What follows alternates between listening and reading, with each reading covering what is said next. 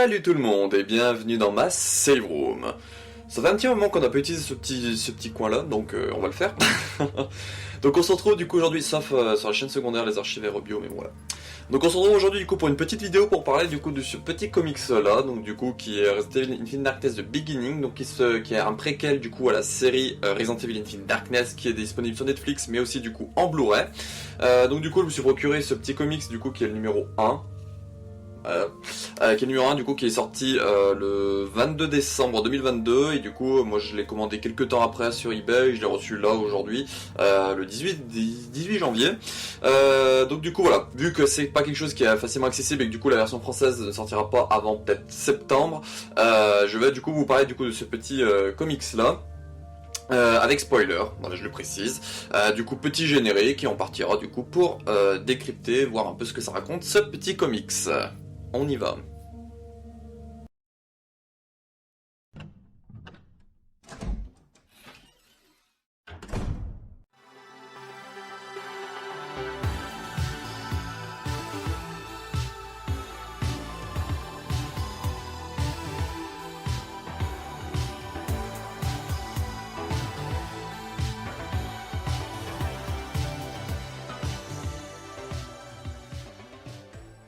Du coup, le comics Resident Evil Infinite Darkness numéro 1.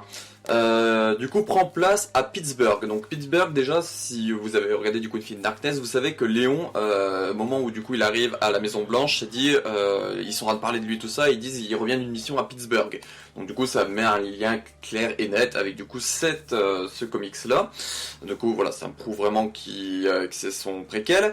Donc on se retrouve du coup au début, hop, je montrais quelques images de temps en temps, donc voilà, on se retrouve au début au musée de Pittsburgh, du coup en 2006. Et du coup on voit voilà qu'il y a les gardes, les agents de sécurité qui sont en train de renvoyer tout le monde parce que voilà le musée va fermer tout ça, et du coup il y a certains gardes qui se rejoignent entre eux pour parler, voilà tout ça. Et à un moment du coup dans une des caméras ils voient qu'il y a une grille qui est bougée, et du coup ils envoient du coup un autre agent de sécurité qui est du coup cette femme là, et du coup comme vous le voyez elle trouve dedans une bombe. Du coup la petite bombe après ensuite elle pète, la madame elle meurt, tout ça. Et là du coup on se retrouve le lendemain et on voit du coup Léon qui arrive du coup au musée. Voilà. Ça je vous montre un peu aussi en même temps les dessins, quoi ça ressemble. Bon après voilà c'est pas de la haute qualité, tout comme ça avec ce que j'enregistre, mais bon voilà au moins vous avez une petite sorte d'idée. Donc du coup on a Léon qui arrive et parce que du coup la bombe qui a été utilisée, que je vous ai montré juste avant, lui rappelle une bombe qui avait été dans une ancienne mission qu'a fait Léon. Donc on ne sait pas laquelle pour le moment. Personnellement je trouverais ça cool que ce soit la mission qui est après Dégénération, parce que du coup si vous avez vu du coup Resident Evil Dégénération qui se passe du coup en novembre 2005, à la fin Léon est appelé pour une mission, et je me dis ça serait cool qu'il fasse le lien du coup que la mission à laquelle il va à la fin de Dégénération, qui est du coup fin 2005, ça fasse un lien direct avec du coup la mission à laquelle il pense que cette bombe fait rapport, du coup dans Infinite Darkness qui se passe début 2006. Voilà. Donc du coup voilà, il se rend sur place parce qu'il se dit voilà la bombe, alors soit du coup c'est lié à sa mission, ou soit c'est quelqu'un qui a acheté au commanditaire qu'il y avait eu dans la mission. Donc du coup, on fait la rencontre du coup de la directrice du musée qui s'appelle du coup Abigail Schwartz, et elle est avec du coup le chef de la sécurité qui s'appelle Jamal Hawkins, et on a aussi du coup Joseph Pascazzi qui est du coup le détective du bureau de police de Pittsburgh. Donc du coup voilà, Léon du coup il va faire sa petite enquête, tout ça, pour essayer de trouver du coup un lien avec du coup son ancienne mission, pour savoir quel lien du coup il y a entre son ancienne mission et cette bombe mystérieuse qui pète du coup dans un musée de Pittsburgh. Et du coup voilà, en cherchant des dossiers tout ça, il se rend compte que du coup il y a ce personnage là, hop, que vous voyez là. Bah, je pense qu'on l'aura bien vu, voilà, ce personnage là en gros qui lui rappelle quelqu'un. Du coup voilà, il demande tout ça à rappeler, du coup ils vont se rendre à la maison de cette personne là. Et ils vont se rendre compte du coup en arrivant à la maison de cette personne là que du coup c'était une imposture. Dans le sens que du coup la personne se faisait passer pour, j'ai vu son nom passer, pour Mac Storm. Du coup le chauve que je vais vous montrer, là, voilà, dans son dossier d'inscription pour devenir agent de sécurité du musée, tout ça, il se faisait passer pour Mac Storm. Sauf que du coup Léon il nous fait comprendre qu'en gros il connaît cette personne là de la mission en question. On n'a pas le lien encore. Mais du coup voilà, donc du coup ils se rendent à la maison du fameux Mac Storm, et du coup ils vont trouver un cadavre. Et ce cadavre-là, en fait, ils vont se rendre compte que c'est le vrai Max Storm. Du coup, que la personne ne s'appelle pas Max Storm. Et à ce moment-là, du coup, le faux Max Storm, qui est ici, du coup, va prendre, du coup, la poudre d'escampette. Il va tirer sur le détective de la police. Et il va prendre la fuite, tout ça. Il va réussir à s'enfuir grâce à une camionnette noire-bleue. Et du coup, Léon, voilà, à la fin, du coup, il va fouiller l'appartement du coup de l'imposteur, parce que du coup, l'imposteur habitait à côté du vrai Max Storm. Donc voilà, c'est la dernière image qu'on a ici. Là. Voilà. Et la toute fin, du coup, la dernière page, du moins les 2 dernières pages, ça nous montre du coup l'autopsie de la femme qui s'est pris la bombe.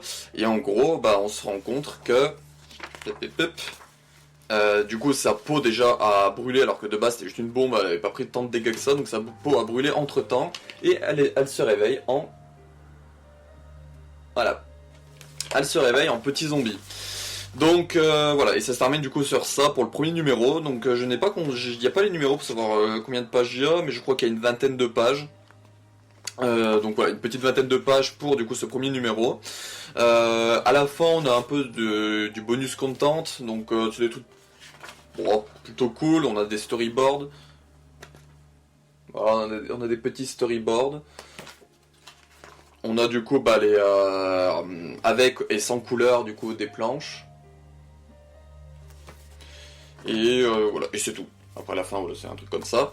Donc voilà ce que raconte du coup ce petit comics Prequalified Darkness. Donc du coup il nous ouvre des portes des portes pour plusieurs choses, notamment quelle est la mystérieuse mission de Léon, pourquoi il a l'air d'être tant impliqué que ça. Cette bombe comme par hasard du coup transforme la femme en zombie. Donc voilà, il y a plein de petits détails comme ça qui sont placés et que moi personnellement, après avoir lu ce comics là, j'ai hâte d'avoir la suite. Donc le deuxième numéro sort début février de cette année, je crois autour du 8 février, toujours aux États-Unis et je crois au Royaume-Uni, j'ai un doute là-bas par contre.